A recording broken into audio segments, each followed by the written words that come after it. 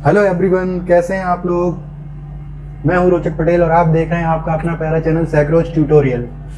तो दोस्तों, आज हम लोग पढ़ने जा रहे हैं बहुत ही एक इंटरेस्टिंग टॉपिक पढ़ने जा रहे हैं। द ह्यूमन डाइजेशन टॉपिक पढ़ने जा रहे हैं, जो कि क्लास 11th का ह्यूमन फिजियोलॉजी का फर्स्ट चैप्टर है। तो चलिए शुरुआत करते हैं डाइजेशन एंड एब्जॉर्प्शन से। तो दोस्तों, हम लोगों को फूड की ज़रूरत क्यों पड़ती है, फूड हम लोगों के लिए क्यों ज़रूरी है, फूड में क्या होता है। तो आपको बता दें, सभी लोग जानते होंगे कि फूड से हमें एनर्जी मिलती है। तो फूड एक एनर्जी का सबसे अच्छा सोर्स है। तो फूड में कौन कौन से न्यूट्रिएंट होते हैं, चलिए देखते हैं। देखो, फूड में दो तरह के न्यूट्रिएंट होते हैं। एक होते हैं मैक्रो न्यूट्रिएंट और एक होते हैं माइक्रो न्यूट्रिएंट। जो मैक्रो न्यूट्रिएंट होते हैं, ये हमारी बॉडी में सबसे ज़्यादा ज़रूरी होते हैं। ज़रूरी तो ये भी होते हैं, लेकिन ये सबसे ज़्यादा अमाउंट में पाए जाते हैं और इनको बोलते हैं हम एनर्जी प्रोड्यूसिंग भी बोल सकते हैं, चीफ मॉलिक्यूल भी बोल सकते हैं। और माइक्रो मॉलिक्यूल होते हैं जैसे कि विटामिन हो गए, मिनरल हो गए बस। और जो मैक्रो मॉलिक्यूल हैं, ये हो गए प्रोटीन हो गए, फैट हो गए, कार्बोहाइड्रेट हो गया। तो जो मैक्रो मॉलिक्यूल होते हैं, जैसे कि ये सेल वॉल है,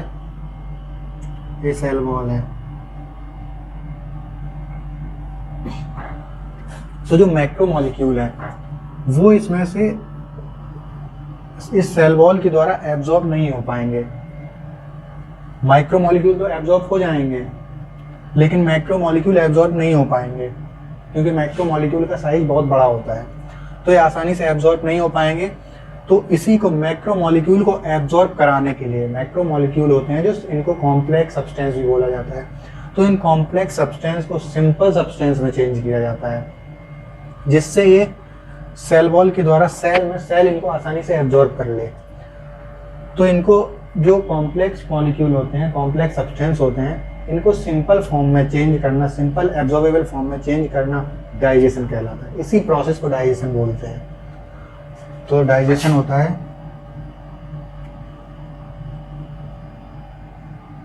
कॉम्प्लेक्स सब्सटेंस को सिंपल एब्जॉर्बेबल सब्सटेंस में कन्वर्ट करना डाइजेशन कहलाता है। और ये सब होता है एंजाइम की मदद से, एंजाइम की हेल्प से सब होता है। तो एक कॉम्प्लेक्स को सिंपल में कन्वर्ट डाइजेशन के द्वारा होता है। और इसमें हम लोगों में जो वाटर होता है वो भी एक इम्पोर्टेंट रोल प्ले करता है डाइजेशन में। जो वाटर होता है, तो वाटर क्या करता है, वाटर एक तो मेटाबॉलिक प्रोसेस में रोल प्ले करता है, इम्पोर्टेंट रोल प्ले, और एक हमको डिहाइड्रेटेड नहीं होने देता है, हाइड्रेशन में हेल्प करता है। तो दोस्तों, ये तो हो गई फूड की बात। फूड होता है, फूड हमारी बॉडी के लिए बेसिक रिक्वायरमेंट के लिए एनर्जी की ज़रूरत होती है, तो एनर्जी हमें फूड से मिलती है। और फूड में भी दो तरह के मॉलिक्यूल होते हैं, एक मैक्रो मॉलिक्यूल होते हैं, एक माइक्रो मॉलिक्यूल होते हैं। जो मैक्रो मॉलिक्यूल होते हैं, मैक्रो मॉलिक्यूल में हो गया प्रोटीन, हो गया आपका कार्बोहाइड्रेट, हो गया फैट, हो गया। और जो माइक्रो मॉलिक्यूल होते हैं, जैसे मिनरल हो गया, विटामिन हो गए, तो ये माइक्रो मॉलिक्यूल हो गए। और जो सेल वॉल होती है, हमारी सेल होती है, तो सेल माइक्रो मॉलिक्यूल को तो आसानी से एब्जॉर्ब कर लेती है, लेकिन जो मैक्रो मॉलिक्यूल होते हैं, इनको सेल आसानी से एब्जॉर्ब नहीं कर पाती है। तो इनको मैक्रो मॉलिक्यूल को हमको तोड़ना पड़ता है ताकि ये सेल एब्जॉर्ब कर ले इसको। तो मैक्रो मॉलिक्यूल को सिंपल फॉर्म में तोड़ना पड़ता है। जो मैक्रो मॉलिक्यूल को कॉम्प्लेक्स सब्सटेंस भी बोलते हैं, कॉम्प्लेक्स सब्सटेंस को सिंपल एब्जॉर्बेबल सब्सटेंस में तोड़ा जाता है, और ये सब एंजाइम की हेल्प से होता है। तो इस प्रोसेस को डाइजेशन कहते हैं। और जो वाटर होता है, वाटर एक तो मेटाबॉलिक प्रोसेस में इम्पोर्टेंट रोल प्ले करता है, और ये हमको हमारी बॉडी को हाइड्रेटेड रखता है, हाइड्रेशन में हेल्प करता है। तो ये तो हो गई फूड की बात।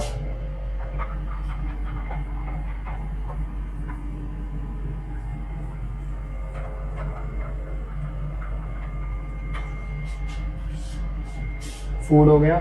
अब हम लोग देखते हैं कि जो कॉम्प्लेक्स सब्सटेंस होते हैं, जैसे कि कॉम्प्लेक्स सब्सटेंस, सबसे पहला हो गया प्रोटीन हो गया, दूसरा हो गया कार्बोहाइड्रेट हो गया। कार्बोहाइड्रेट को हम लोग पॉलीसैकेराइड भी बोलते हैं, पॉलीसैकेराइड हो गया। और तीसरा हो गया फैट। ये तीन हमारे पास मैक्रोमोलेक्यूल है। तो प्रोटीन देखो, प्रोटीन किस में चेंज होता है? प्रोटीन अमीनो एसिड में चेंज होता है। ये इसका कॉम्प्लेक्स फॉर्म है, ये सिंपल फॉर्म है। ये सिंपल फॉर्म है अमीनो एसिड। और जो पॉलीसैकेराइड है मोनोसैकेराइड में चेंज होता है। और जो फैट है ये फैटी एसिड एंड ग्लिसरॉल में चेंज होता है। तो ये हम लोगों को ये जो कॉम्प्लेक्स सब्सटेंस है सिंपल फॉर्म में चेंज हो गए हैं। और ये सब होता है एंजाइम की मदद से। अभी हम लोग आगे देखेंगे कि प्रोटीन किस एंजाइम की मदद से अमीनो एसिड में कन्वर्ट होता है, पॉलीसैकेराइड जो कार्बोहाइड्रेट होता है वो किस एंजाइम की मदद से मोनोसैकेराइड में चेंज होता है। ये सब हम लोग आगे देखेंगे। अभी बस इतना समझ लो कि प्रोटीन होता है जो अमीनो एसिड में चेंज होता है, पॉलीसैकेराइड होता है मोनोसैकेराइड में चेंज होता है, फैट होता है फैटी एसिड एंड ग्लिसरॉल में चेंज होता है। बस चलिए अब इसके बाद हम लोग देखते हैं डाइजेशन का प्रोसेस।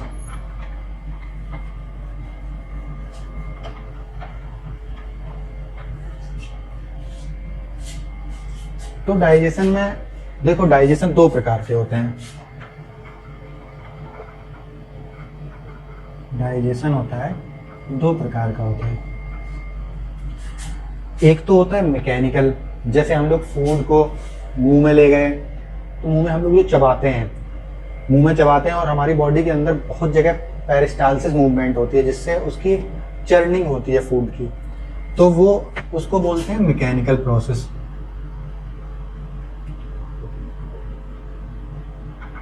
एंड दूसरी होती है बायोकेमिकल प्रोसेस। जैसे हम लोगों ने फूड को बक्कल कैविटी में रखा, फूड को बक्कल कैविटी में ले गए तो बक्कल कैविटी में सलाइवा उसमें मिक्स हुई, सलाइवा मिक्स होने के बाद उसमें से स्टार्च जो होता है, स्टार्च का डाइजेशन शुरू हो जाता है। तो जो इस तरह का वो होता है डाइजेशन, वो होता है बायोकेमिकल डाइजेशन, बायोकेमिकल प्रोसेस होती है।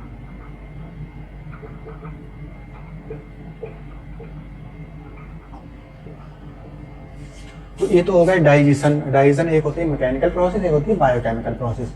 चलिए अब हम लोग देखते हैं डाइजेशन में। देखो एक एलिमेंट्री कैनाल पूरी होती है और एलिमेंट्री कैनाल से एसोसिएटेड ग्लैंड होती हैं।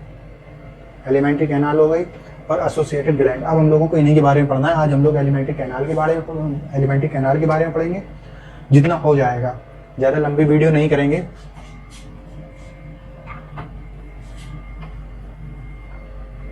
तो चलिए एलिमेंट्री कैनाल से शुरुआत करते हैं।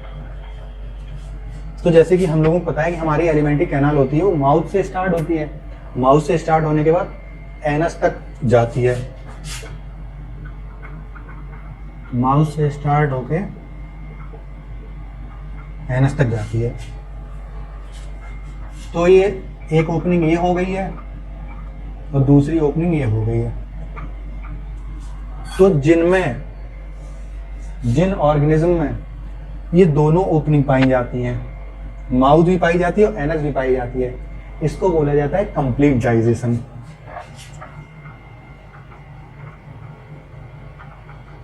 Complete digestion. Both opening found या प्रेजेंट, कुछ भी लिख सकते हैं।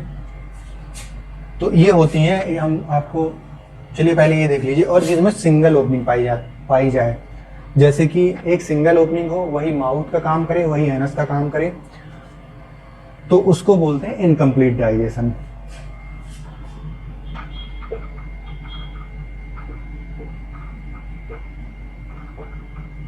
इनकम्प्लीट डाइजेशन सिंगल ओपनिंग होती है। सिंगल ओपनिंग हो तो इनकम्प्लीट डाइजेशन और दो ओपनिंग हो तो कंप्लीट डाइजेशन। और जो हम लोगों में पाया जाता है वो कंप्लीट डाइजेशन पाया जाता है। तो चलिए अब देखते हैं कि कंप्लीट किन किन में होता है, इनकम्प्लीट किन किन में होता है।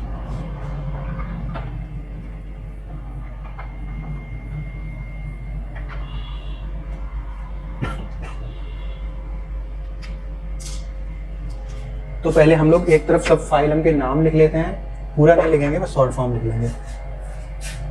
तो सबसे पहला फाइलम है पॉरीफेरा, उसके बाद है सीलेंट्रेटा, उसके बाद है टीनोफोरा, उसके बाद है प्लेटीहेल्मिन, उसके बाद है एस्केल्मिन, उसके बाद है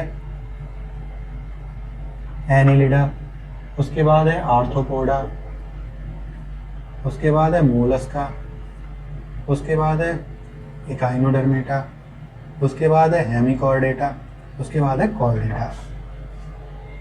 तो ये हम लोगों के फाइलम हो गए हैं। ठीक, 11 फाइलम हो गए हैं।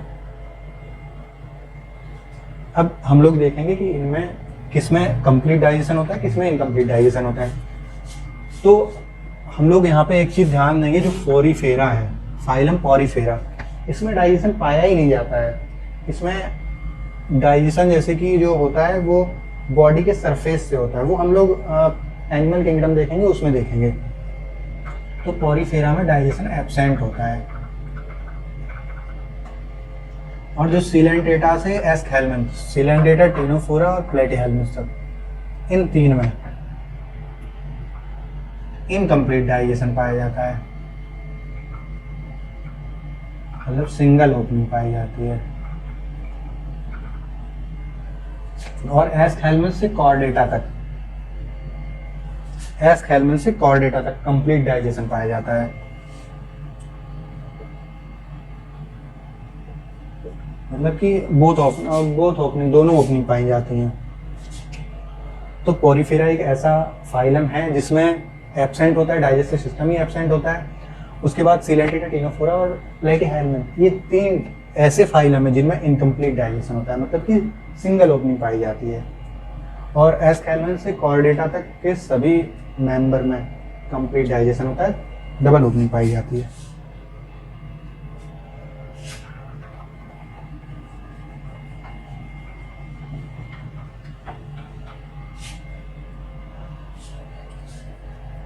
अब हम लोग देखते हैं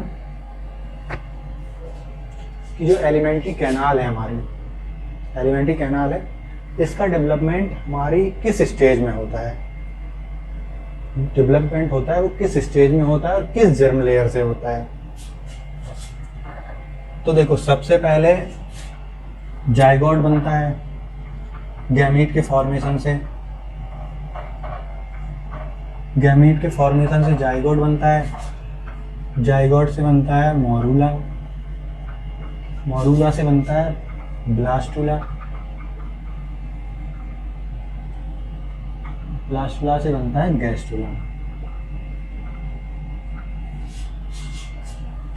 ये प्रोसेस है।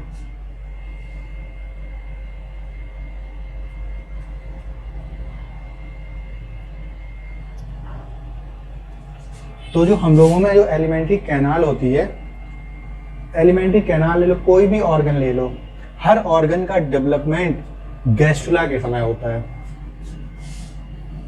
ईच ऑर्गन डेवलप्ड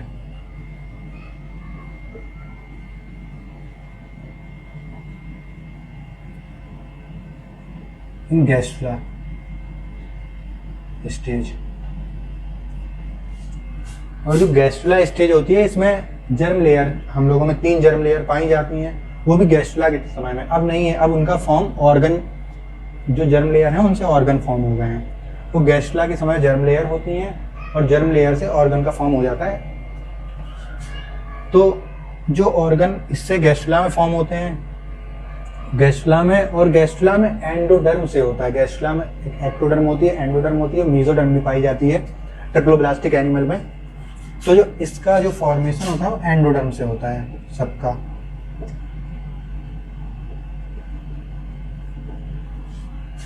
एंडोडर्म से हर ऑर्गन डेवलप्ड होता है, और वो भी गैस्टुला के समय।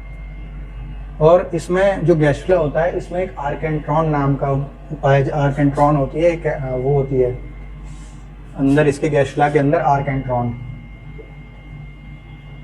अभी आपको स्ट्रक्चर साइड में दिख जाएगा।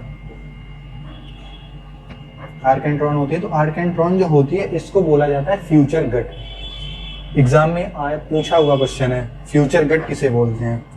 इसको बोलते हैं फ्यूचर गट। और यहाँ पे एक चीज और ध्यान देनी है कि हम लोगों में, मतलब किसी भी एनिमल में जिसमें माउथ का फॉर्मेशन पहले हो, माउथ और एनस का फॉर्मेशन होता है, किसी में माउथ का पहले होता है, किसी में एनस का पहले होता है। तो ये माउथ और एनस का फॉर्मेशन होता है, ये ब्लास्टोपोर से होता है। जो ब्लास्टोपोर होता है ये सब इसी में होते हैं, गैस्ट्रुला स्टेज में होते हैं। जो ब्लास्टोपोर होता है इससे माउथ और एनस का फॉर्मेशन होता है, माउथ और एनस का फॉर्मेशन होता है। अब जिन एनिमल में माउथ का फॉर्मेशन पहले होगा, फर्स्ट फॉर्म्ड माउथ का फॉर्मेशन पहले होगा, उनको बोला जाएगा प्रोटोस्टोम। इनको बोला जाएगा प्रोटोस्टोम। और जिसमें एनस का फॉर्मेशन पहले होगा, जैसे हम लोग हैं तो हम लोग में एनस का फॉर्मेशन पहले होता है, माउथ का बाद में होता है, तो हम लोग ऐसे लोगों को बोला जाएगा ड्यूटेरोस्टोम। ड्यूटेरोस्टोम बोला जाएगा। तो ये तो हो गई ऑर्गन डेवलपमेंट की, कि ऑर्गन जैसे हमारे एलिमेंट्री कैनाल के ऑर्गन, स्टमक है, कोई भी ऑर्गन हो वो गैस्ट्रा स्टेज में डेवलप्ड होते हैं। और गैस्ट्रुला स्टेज में जो हमारी आर्केंट्रॉन होती है उसको फ्यूचर गट बोला जाता है, फ्यूचर गट भी बोला जाता है। और जो हमारे माउथ और एनस का फॉर्मेशन होता है वो ब्लास्टोपोर की मदद से होता है। तो ये तो हो गई ऑर्गन डेवलपमेंट की बात।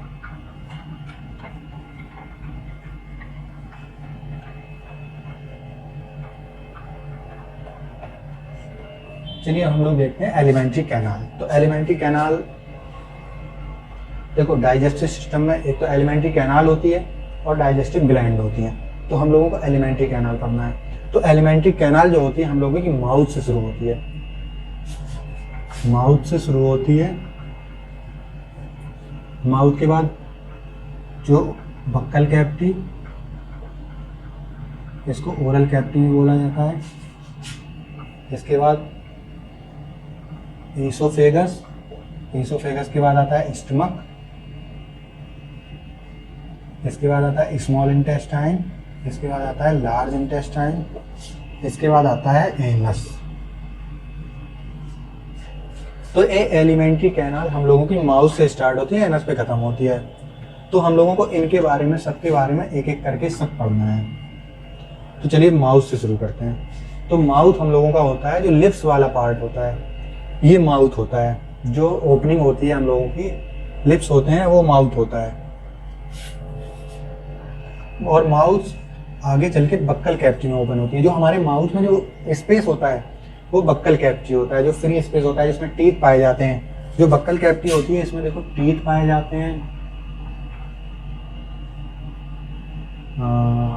टंग पाई जाती है और पैलेट पाया जाता है। टीथ पाई जाती है, टंग पाए जाते हैं और पैलेट पाया जाता है। तो अब हम लोग माउथ में तो कुछ है नहीं, माउथ में बस एक चीज देख लीजिए, जो हमारे लिप्स होते हैं, जैसे ये लिप्स हैं,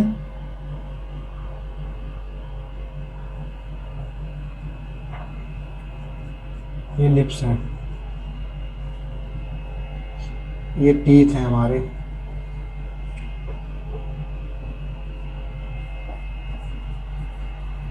तो ये जो लिप्स जहां पे अटैच्ड होते हैं उसको बोला जाता है लेबियल फ्रेनुलम। लेबियल फ्रेनुलम बोला जाता है। फ्रेनुलम वर्ड उस चीज के लिए आता है, अटैचमेंट के लिए आता है। जैसे यहाँ पे हम लोगों ने लेबियल फ्रेनुलम देखा, अभी हम लोग टंग का अटैचमेंट देखेंगे। जो टंग हमारी नीचे जुड़ी हुई होती है, तो टंग का अटैचमेंट होता है, तो उसको बोला जाता है लिंगुअल फ्रेनुलम, क्योंकि टंग को लिंगुअल बोलते हैं और उसको फ्रेनुलम का मतलब अटैचमेंट, तो अटैचमेंट हो जाएगा।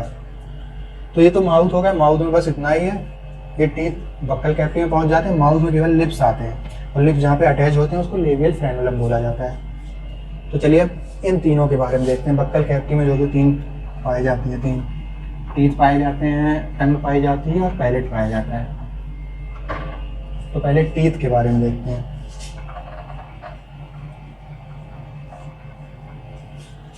तो जैसे कि आपको पता होगा कि हम लोगों में टीथ लाइफ में 2 बार निकलते हैं। एक होते हैं टेम्पररी टीथ, जिनको हम लोग मिल्क टीथ बोलते हैं, जिसको बोला जाता था दूध के दांत जो हमारे टूट जाते थे। तो एक को बोला जाता है मिल्क टीथ, और इनको बोला जाता है प्राइमरी टीथ भी बोला जाता है, और बोला जाता है टेम्पररी टीथ। और जो दूसरे टीथ होते हैं इनको बोला जाता है परमानेंट टीथ,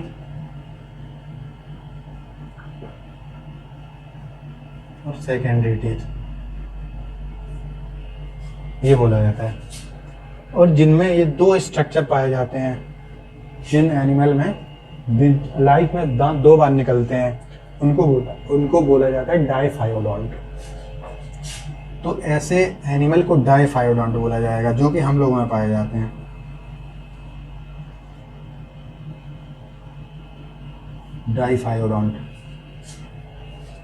डाइफायोडोंट बोला जाता है। और हम लोगों में जो दांत होते हैं वो, ये हम लोग सब ह्यूमन के बारे में पढ़ रहे हैं क्योंकि ह्यूमन फिजियोलॉजी है। डाइफायोडोंट हो गया। अब हम लोगों में जो दांत होते हैं वो कई तरह के होते हैं। इंसाइजर होते हैं, कैनाइन होते हैं, प्रीमोलर होते हैं, मोलर होते हैं। तो कई तरह के दांत हो गए, मतलब हेट्रो, जैसे कि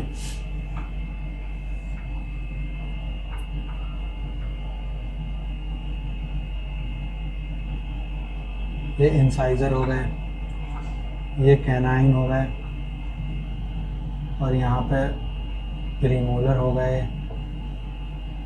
और ये मोलर हो गए। ऐसे ही नीचे हो जाएगा, ये मोलर हो गए, ये प्रीमोलर हो गए, ये इंसाइजर हो गए, ये कैनाइन हो गए, ये कैनाइन हो गए, ये इंसाइजर, ऐसे ही हो जाएगा। इंसाइजर हो गए। तो ये हमारे उसमें डिफरेंट टाइप के टीथ पाए जाते हैं। तो इस तरह के डेंटिशन को बोलते हैं हेट्रोडोंट डेंटिशन, जो कि हमारे अंदर पाया जाता है। हेट्रो मतलब डिफरेंट टाइप के टीथ, हेट्रोडोंट। और इसी से हम लोग यहाँ पे एक चीज और आती है कि टीथ का फॉर्मूला आता है, डेंटिशन फॉर्मूला आता है। तो डेंटिशन फॉर्मूला जो अब हम लिखते हैं, तो हम लोगों को एक चीज याद रखनी रहती है कि जो हम लोग लिखते हैं वो दोनों जॉ के हाफ साइड का लेते हैं, मतलब each of half of the upper jaw and lower jaw. Each बोल दो या फिर अपर एंड लोअर बोल दो। Half of the upper jaw and half of the lower jaw. तो लिखते हैं यहाँ पे 2 इंसाइजर हैं, 2 हो गया, अपर में 1 कैनाइन है, 1 हो गया, 2 मोलर है, 2 हो गया, एंड प्रीमोलर 3 है। और नीचे के अपर जॉ में भी यही हो जाएगा। तो ये हो गया हम लोगों का डेंटिशन फॉर्मूला। और ये एडल्ट के केस में है, एडल्ट के केस में। और जब जैसे हम लोगों से पूछा जाए 17 ईयर्स में, तो वो अलग हो जाएगा, क्योंकि इनमें एक टीथ जो 3rd मोलर होता है, 3rd मोलर है जो, ये एडल्ट की कंडीशन में निकलता है। ये उससे पहले हम लोगों में एब्सेंट रहता है। एडल्ट में भी ये विजडम टीथ के नाम से जाना जाता है, इनको विजडम टीथ बोला जाता है। और जो बच्चों के केस में,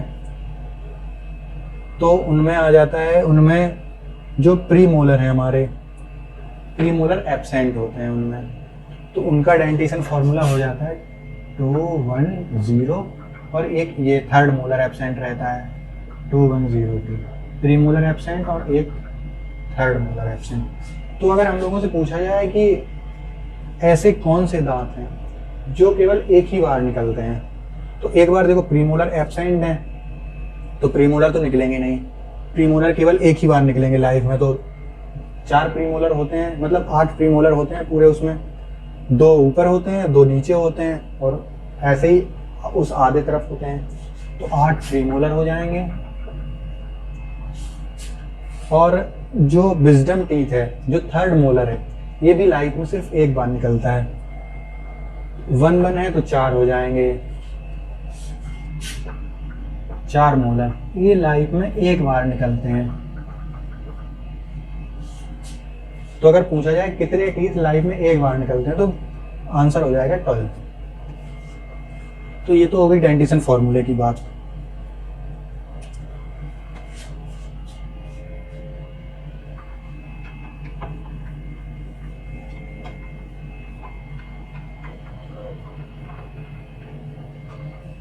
तो गाइस आज के लिए इतना ही रखते हैं। अगर वीडियो आपको पसंद आई हो तो वीडियो को लाइक कर दीजिए, चैनल को सब्सक्राइब कर दीजिए और अपने दोस्तों के साथ शेयर कर दीजिए।